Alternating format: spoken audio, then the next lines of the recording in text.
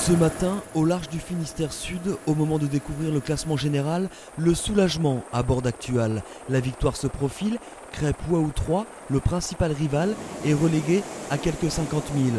Preuve de la volonté d'y mettre la manière, l'écart ne va cesser d'augmenter.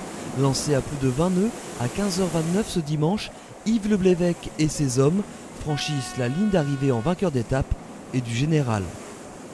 Et alors moi, pendant la nuit, j'étais hyper stressé, j'ai emmerdé tout le monde. Allez, on attaque, je le vois arriver par en dessous et tout. Et donc le moment où le classement est arrivé, où on a vu qu'on avait 50 000 d'avance, ça a été un grand soulagement.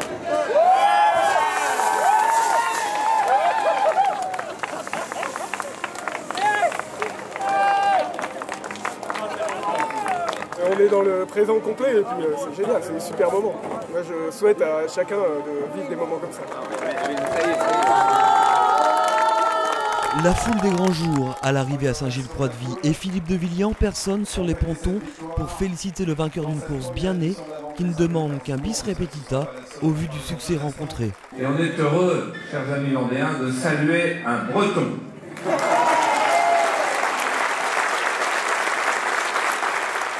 On ne pensait pas que la première édition serait un tel succès.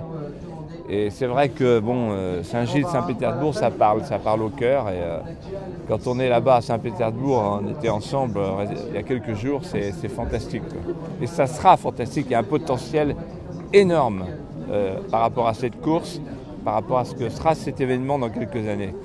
Mais c'est comme le Vendée Globe. C'est la première édition, premier pas réussi, on a le pied à l'étrier, maintenant il faut galoper.